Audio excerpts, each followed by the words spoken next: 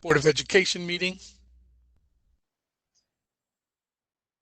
And the meeting's now called to order, the regularly scheduled portion of our meeting.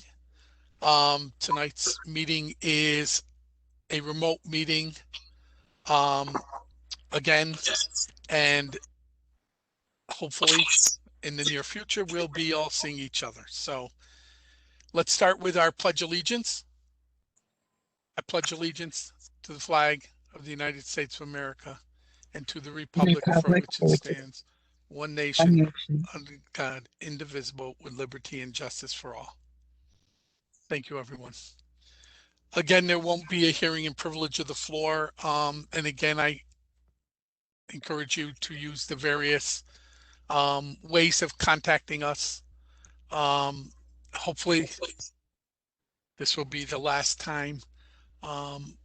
Folks, I'm going to wait till Dave arrives, or Dave does make it, before we discuss the other issue of meeting in person. So with that, Susan, I'll turn it over to you for your comments. Thank you, Dave. So I have three topics I'd like to touch on during this portion of tonight's meeting. The first is that last week I had the pleasure of watching Ordinary Days, the performance by our students in the high school drama club that you then watched the video version of, which I did one day over lunch last week.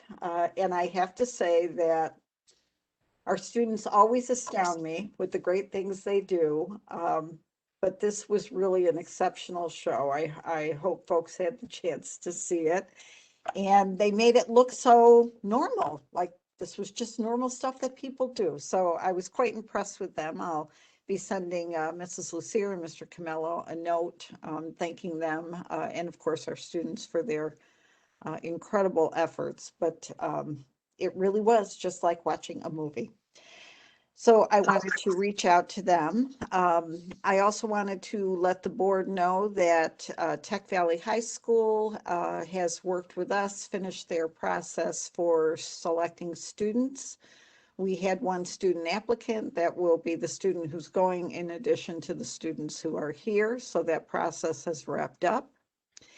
And then the third thing I want to talk to you about a bit is this new guidance that keeps popping up. So on Friday, April 9th, the New York State Department of Health released a 24-page guidance document based upon the CDC recommendations that were promulgated probably at least 2, maybe 3 weeks ago.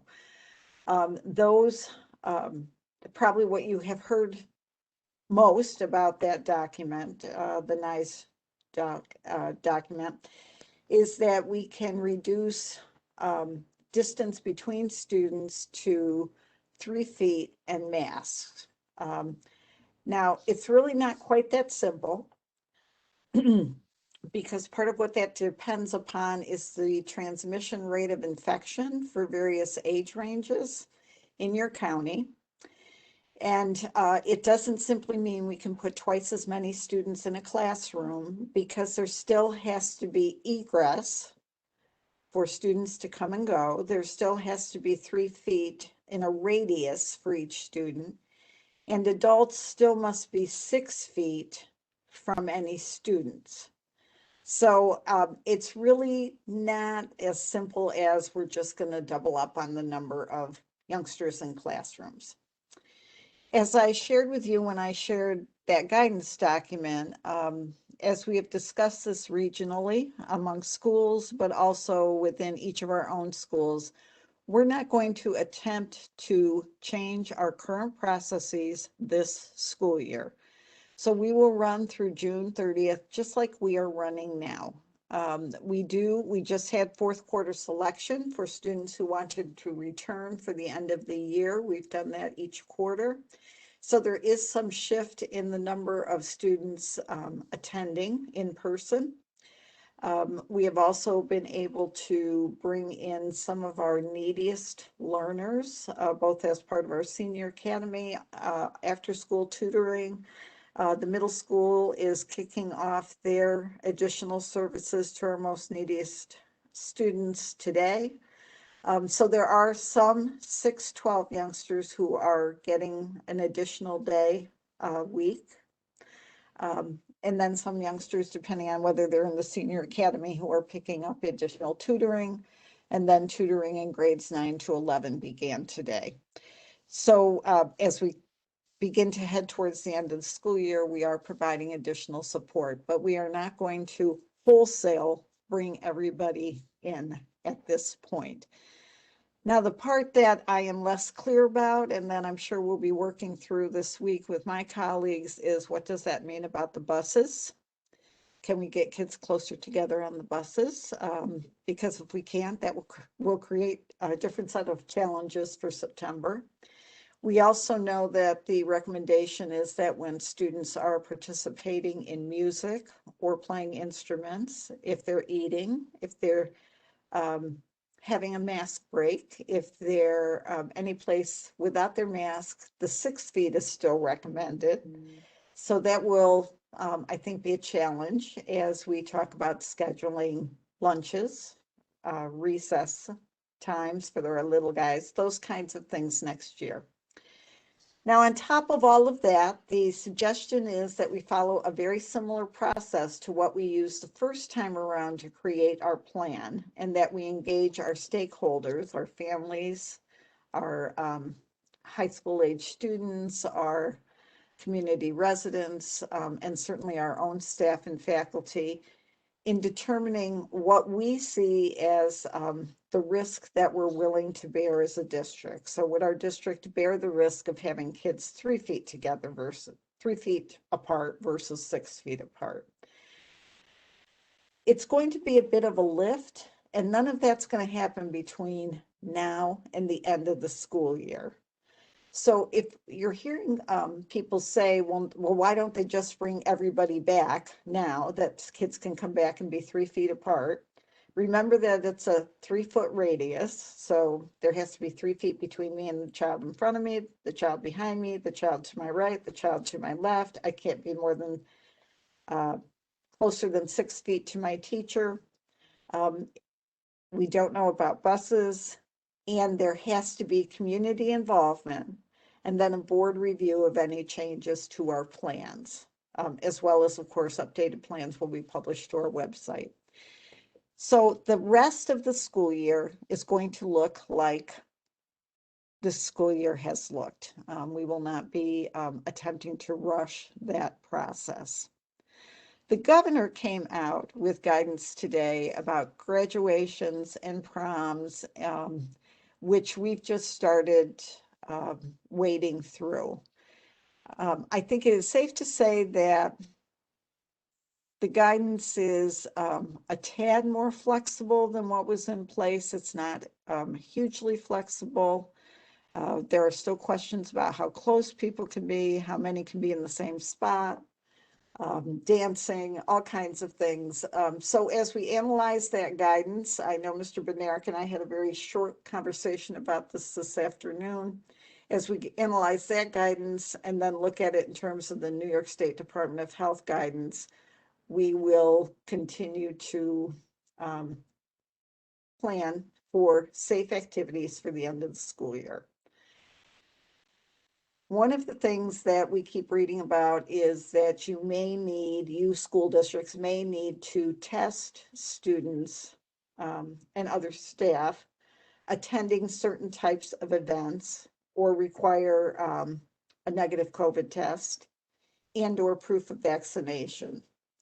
You know that I have been sitting on about 1,700 rapid antigen tests since I want to say November, December, that I was getting very worried about because they were going to expire April 15th, in theory. Abbott Labs has published new information, and our tests are actually good till mid-July. So we can still use them if, in fact, at some point we have permission to do surveillance testing. That has been the challenge all along, is that we could not use our tests, for example, on athletes, a specific group of children, drama students. So I am hoping perhaps this Friday, when my group meets, or no later than Monday, when we meet again with the health department, that there will be some clarification about whether or not we could use the rapid tests that are currently in our possession, which are still good. If in fact we had the opportunity to bring students together for a gala, a picnic. We're still working on graduation. We do have some ideas. We will be publishing that information. But I want to caution people that we are still under a pretty significant number of restrictions for all activities going forward. And then Dave, I'll turn it back over to you. Okay. Anyone have any questions for Susan? If not, When do sorry, Dave. go ahead, Rick. What Susan, when do you start to decide on when we're gonna, how we're gonna go back to school in September? When does that process start? Well, I've made up my mind, Rick, that we're coming. So in my mind, we are coming back to school in September. Everybody, full days, normal school, or as close to normal as we can. I am hoping that the guidance that we just received, the DOH guidance, even loosens up a bit more because capacity in classrooms will be one of our challenges if it does not. And again, this notion of transporting kids into school, if we have to maintain that distancing on the bus, it makes things very challenging to get youngsters, all of them in at the same time. But I am currently working from the standpoint that we are all going to be here in September on our regular schedules, full days, until someone tells me differently. So frankly, I've made up my mind. There are hundreds of good reasons why we need to all be back here, have our children in house, and do what we need to do. I think we can get there, and I think the challenge will be in not getting folks back, but in the mental, social, emotional supports that both students and staff will need to make that transition back to full-time school. That's where I think the challenge will really lie. Okay. I was, more in the frequency in which a lot of the directives and the policy change. I didn't know if your goal was to finish out the school year, like you said, as is, and then during the summer months, really focus on how we're going to approach September. Exactly. That's exactly what we're doing, Rick. We will offer extended school year for our children with special needs, and we will have most likely some sort of summer school experience again, in-house, perhaps for ourselves and one other district, or just for ourselves. So we're going to have to make some adjustments to plan for summer program, I believe. But my goal would be that we begin working towards the new guidance and planning for the opening of the school year under the current guidance of the 3 feet, the community input, those kinds of things that came out in the April 9th document. Thank you. And I would say most likely take a regional approach to that, as we have all along. And we can expect that we're going to have new guidance, since new guidance is coming out rapidly now. Yes, it is. I've had 3 So, new sets of guidance just since Friday. It's hard to keep up with it all. okay, thank you, Susan.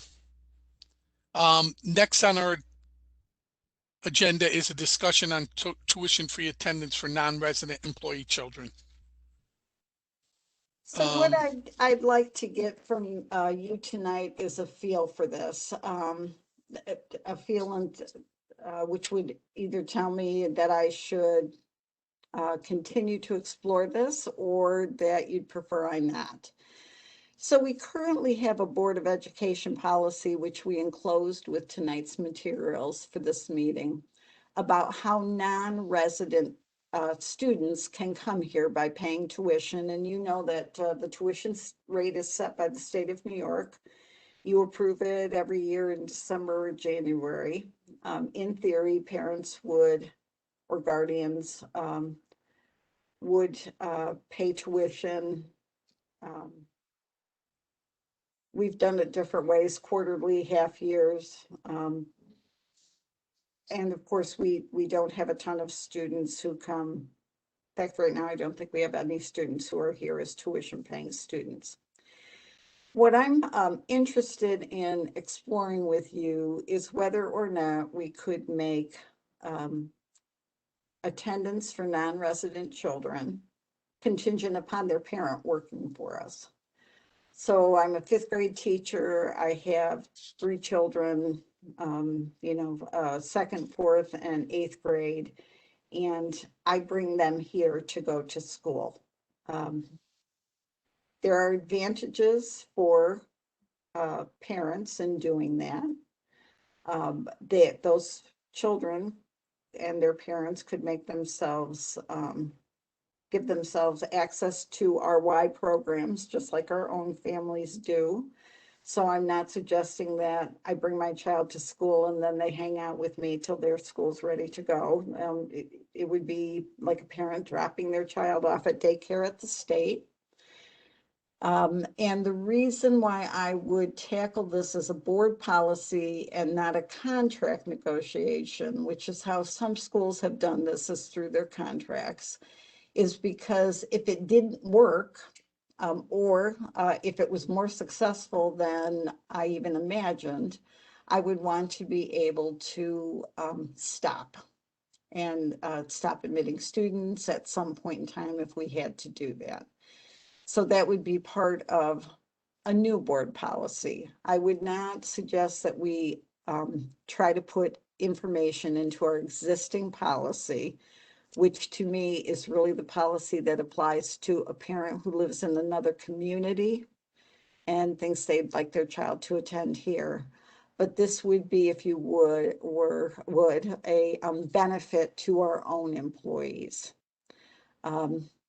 Now, are there downsides to that? Certainly, because if you come and you bring your children and your children have special needs, if they're under the Committee on Special Education, the Committee on Preschool Special Education, if they need academic intervention services, if they want to participate in activities, they get to do all of those things, which makes sense, that we would do for district resident students. So I would tell you that there is a chance that you could have a student who required, for example, some types of programs or services for students with special needs. And then we would need to provide those services. We couldn't say about that youngster, oh, we're not going to spend that money because you're not a resident here. We would still spend that money. So I'm just curious on what you're thinking. So Dave, I'm going to turn it back over to you. Okay, I'm going to do our usual going around the horn. Susan, I'm going to start asking one question though. Do other school districts have this policy in place? Yes, there are other schools Okay. that have this as a policy. There are other schools that have it as a negotiated benefit in their contracts. Again, the thing I would avoid. And do we generate the state aid? Yes, Do they count? Okay. yes, because they count in our daily attendance rate. Okay. All right, I'm going down the list. Dan? It's tough.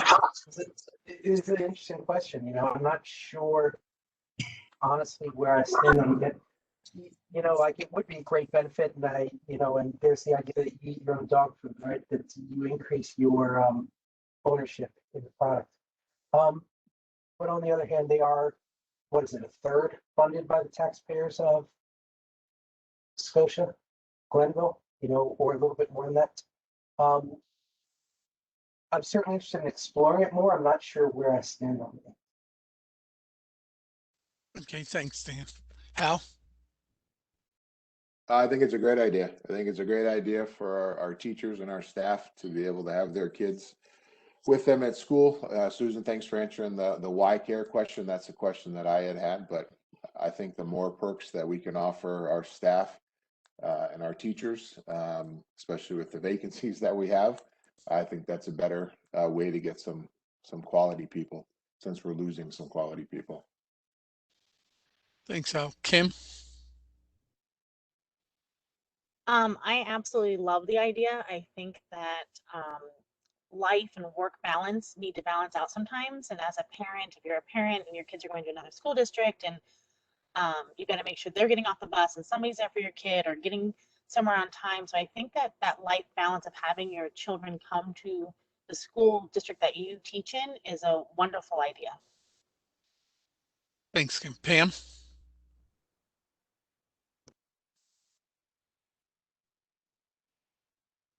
Pam, if you talk, okay, there you go. If we only had a dozen, you know, take us up on this extra dozen kids, it's not that big of a deal. If we would have 50 of them coming, then financially that's going to be a big drain on our school. So I mixed feelings about it. It's a great idea. I'm sure parents would love to have their kids here, but if it's too popular and too many people come, then it's going to put us in a financial bind.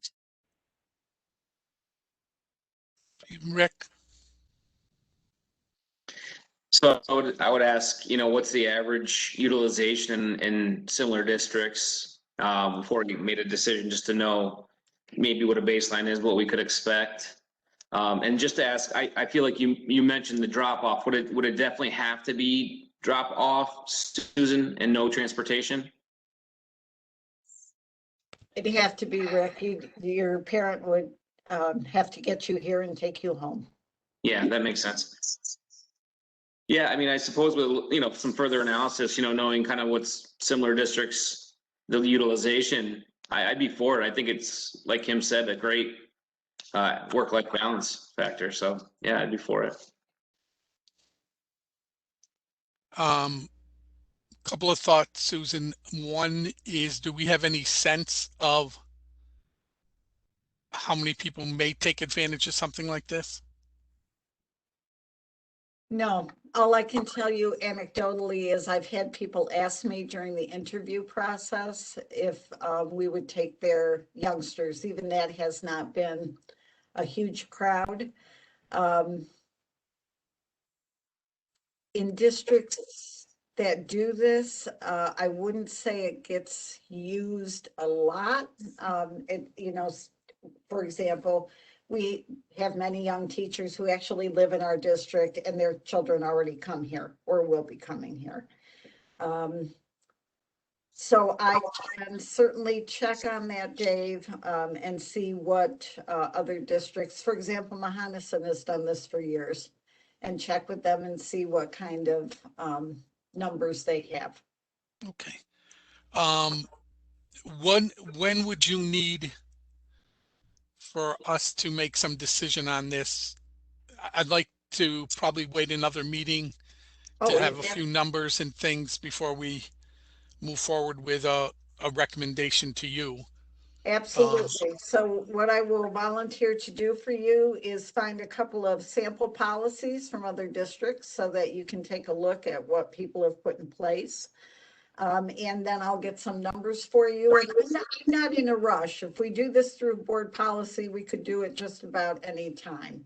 Okay. Clearly doing it early enough to give people a sense so they would know prior to the start of school in September would be a good way to go. But I will also tell you, if I bring you the information and you say to me, we're not really interested in this idea, once you see it, I'm okay with that too. But I thought I would raise that given some of our fluctuations in enrollment and also a desire to encourage people to not only work here and not just my teachers, but to work here and bring your children to our schools. Yeah, so extra Susan, would it be possible to do some kind of a survey on our present staff to see how many of them might be interested? No commitments any which way or another, but just find out what the interest actually is among our staff and teachers. I probably can gather some of that information. Pam, I'll ask Sarah Hoffman to help me do that in a very loose, general, kind of what would your interest be way. Yeah, non-committal way. Yeah. Okay. If there's any other questions about this, if not, we'll table the future discussion till we have some numbers and Yeah. info. Great. Thank you. Next on our agenda is a state aid update. Drew or Susan? Good. In your packet was a 4-paragraph summary that I did for the superintendent, which outlined the impact of the governor and the legislature agreeing on a budget. What you saw was an increase of foundation aid of $392,000 or 2.89%, and some other increases on the expense-driven aids. The positive for Scotia Glenville was that allowed us to bring enough revenue in to get us to the 0.13% tax cap increase on our levies. That's very positive. You will see other surrounding districts, mostly suburban and city districts, had a big influx of money from foundation aid. And that's because they were not as fully funded as we were. We were at 95% of the funding formula. Therefore, we picked up the 2.89%. Districts that had increasing enrollment, which was like the suburbs, and had been underfunded, they had a very significant catch up, and we'll also see a catch up over the next 2 state budget years. So you'll see Mahonison got $1.3 million in foundation aid. We got $393,000. Our enrollment's been declining, and that hurts us under the foundation aid formula. So I explained that in that memorandum to the superintendent. So again, the positive news is that we were able to add additional revenue to allow us to go out at the 0.13, which will require a simple majority at the vote. At that point, I'll ask you if you had any questions on what I provided. Yeah, we'll go through again our usual way. Hal? Sorry. No, I'm good. I'm good. Thank you, Drew, for the update. Thank you, Hal. Rick? Great update. Nope, thank you. Thank you, Rick. Pam? Do we have any idea what the increase in money wise for the average homeowner will be under this 0.13? I'll have that done. I'm working on the budget presentations for the brochure. I'm working on that, Pam. Okay, thank you. You're welcome. Kim? No questions. Thank you, Drew. Thanks, Kim. Thank you, Kim. Dan? I think I'm okay. Thank you. Thank you. Drew, Thanks, you answered all my questions, so Thanks, Dave. thank you so much. Thanks for all the work you put into this. You're welcome.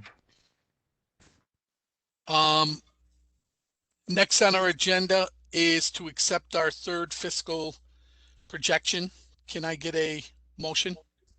I'll motion to accept the third fiscal projection for 2020 to 2021.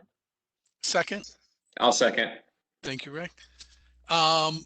Drew, before we start a discussion, did you say anything, or if the letter says it all? Just that we continue to move in a positive trend, and I think there'll be, with the state now agreeing to compensate districts for transportation expenses incurred during the shutdown period of mid-March to the end of June, which Governor Cuomo was not going to do that under the current law. That's on top of what I wrote you. That's another $350,000 you'll see in the fourth quarter. So I think we have a real good shot at getting to the financial objectives, making up the lost ground due to the pandemic. Again, if there's any questions now, let's go through Susan. I'll be glad to answer them today or tomorrow or whenever. But we're in a better fiscal projection than I thought, so that's good news. Does anybody have a question for Drew? Once, No. twice. No question, but actually just a comment to thank you, Drew, on just a really well-written report and extremely informative. So just thank you for your effort you put on that. It was great to read. You're most welcome. Okay, all in favor? Aye. Aye. Anyone opposed to accepting? Any abstentions? So moved. Next, and we haven't seen this in a while, is to accept the notice of solar intent to develop a solar project. Can I get a motion? A motion to accept the notice of Sunnyside Solar LLC's intent to develop a solar project on property within the district and enter into a payment in lieu of taxes pilot agreement for same. Thank you. I'll Second. second. Thank you, Pam. Discussion. Questions for Drew or And this is negotiated by the village, by the town? No, this will be something that, it's a good question, Dan. We'll work with the town or the village, whoever the municipality is. Like we have one with the town, as you know, that you approved, a few weeks ago. But we'll work in tandem with that on the pilot. Just gives us, this protects us, allows Susan to enter into a pilot and not just have improvements going on to land and we do not receive any of the benefits. So, but we will work in tandem with the municipality. We won't go solo on this.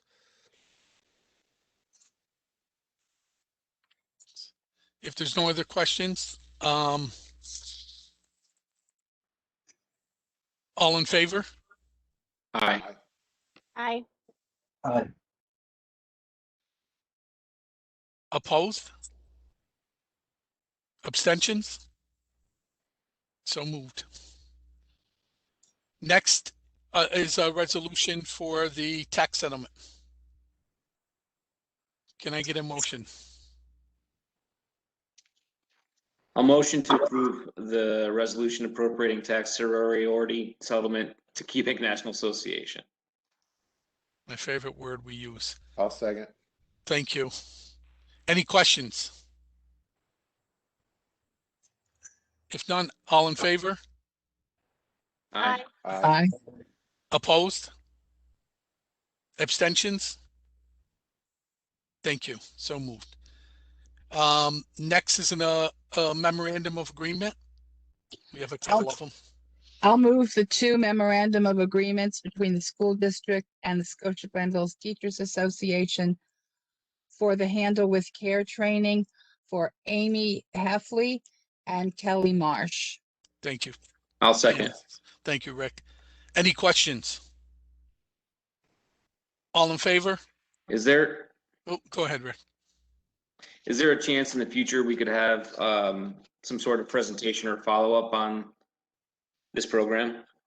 Yes, absolutely, Rick. As Yep. I put my email to you folks today, I'll be speaking with Mr. Handon and we will do one or both of those things. Thank you so much. You're so very welcome. All in favor? Aye. Aye. Opposed? Abstain? So moved. Next, approval of policy number 6720. Can I get a motion? A motion to approve Appendix R policy number 6720, procurement and procedures. Thank you. And it's appendix R, my apology there. Second, Second. thank you, Hal. Discussion? Questions? No questions? All in favor? Aye. Aye.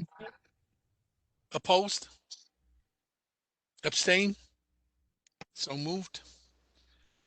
Next is the approval of a bidding public sale of surplus obsolete items. Can I get a motion? A motion to approve bidding public sale of surplus and obsolete district equipment. Thank you. I'll Rick, second. I'll Thank second. you, Rick. Thank you. Discussion?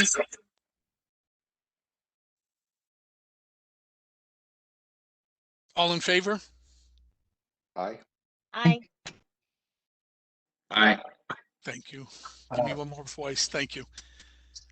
Opposed? Abstain? So moved. Next are the chairperson for the annual district and the chief inspector. Can I get a motion for 14? Do we not need a person's We name? need a person's name, so I'll take somebody's offer first. Dave, I'll do it. I don't mind. Thank you. And chief inspector is Bruce, so we're set with Bruce still, which is great. He does it. So can I get a motion? I'll motion to appoint chairperson of the Scotia Glenville Central School District Annual District Election.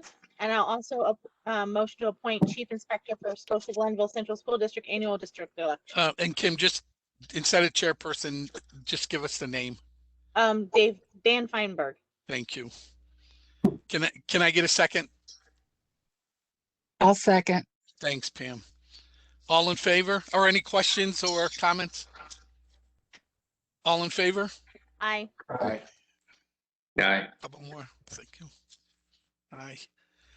Any opposed? Any abstentions? So moved. Thank you. Aren't we supposed to appoint Dave Massaro when he's not here for position? Yeah. Isn't that That's a great point. He's Yeah. running, he's ineligible. I'm just kidding. I'm just kidding. And he did just send me a text saying, don't appoint me to anything. So he must have known. Communications? I'll move communications A through G, staffing 1 through 6, placement of students with disabilities, and the minutes for March 1st, 8th, 15th, 22nd, and 29th as submitted. I'll second. Pam, you said 1, 8, 15, 22, and 29? Yeah, For all, this- all eight, Oh, all okay, five. thank you. I was checking and I missed one. Thank you. Any questions or comments? All in favor? Aye. Aye. Anyone opposed? Any abstentions? So moved. Internal claims audit reports, number 26. Check warrants 32, A32. H16. Pam, did you say bids? Because I didn't have it marked. No, I did not. I didn't think you did. Okay. Those are moved. Next is the bids. Can I get a motion? I'll motion to approve the bids for routine maintenance and repair service, as well as the boiler maintenance and general plumbing repairs as submitted. I'll second. Thank you, Kim. Let me just catch up my little check marks. Any questions? Yes. Drew, I can assume that you're happy with the work with these companies thus far, but can you just approve that they're doing a great job and there's been no issues?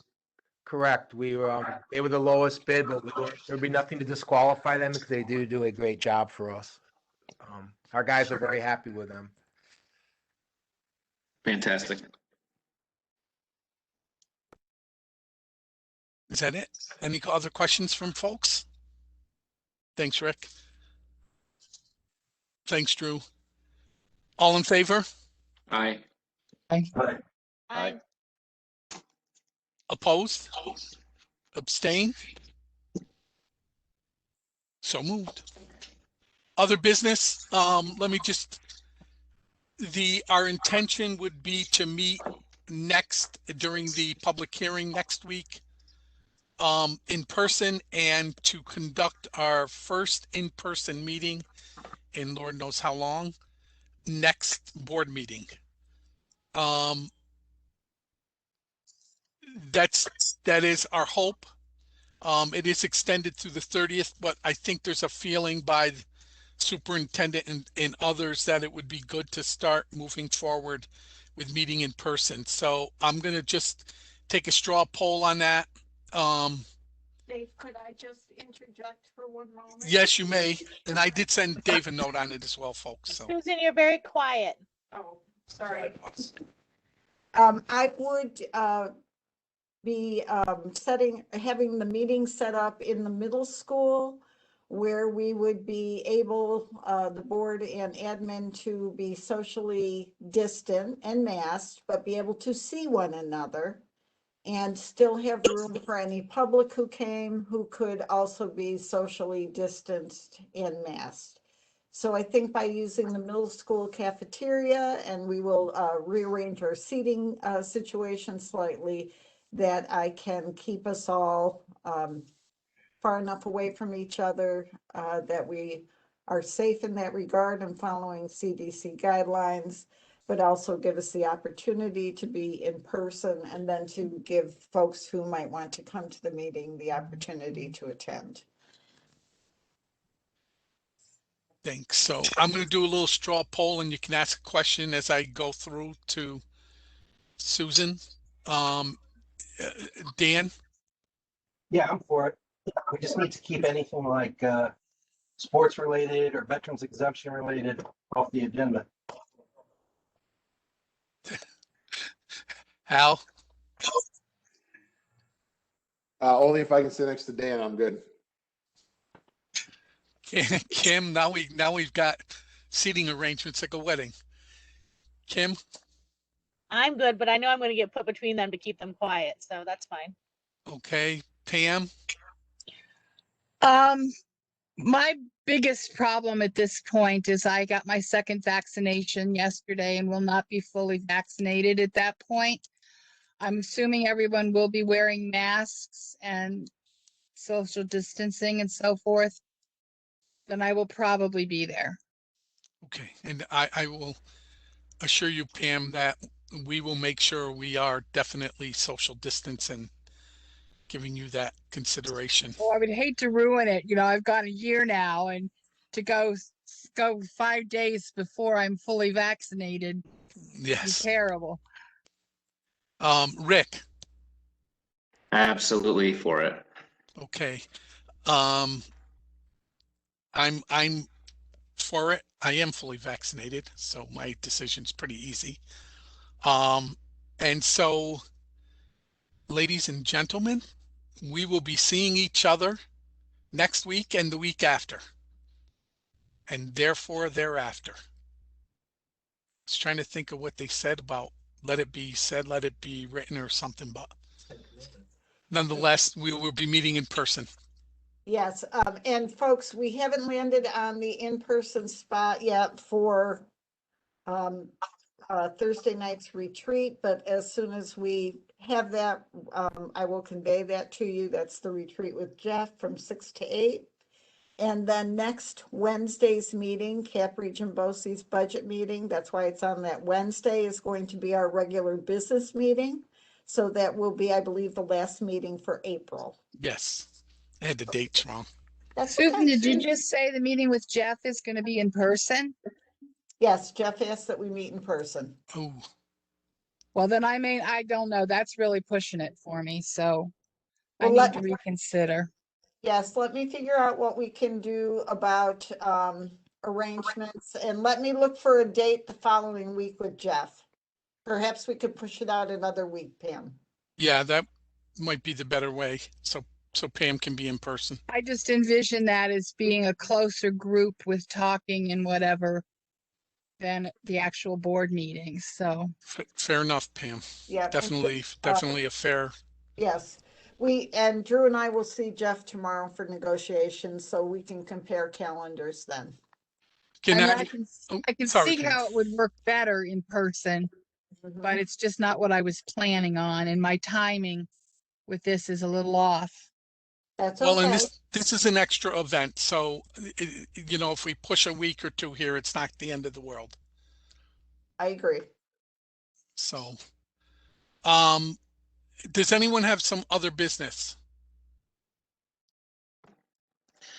Were the fields rolled and given back to us yet, or is that still impending? The fields have been rolled.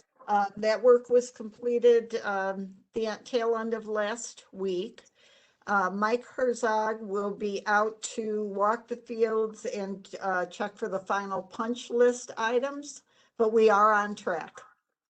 Wonderful. for the Thank you. 41st. You're welcome. They look beautiful, Yes. just stunning.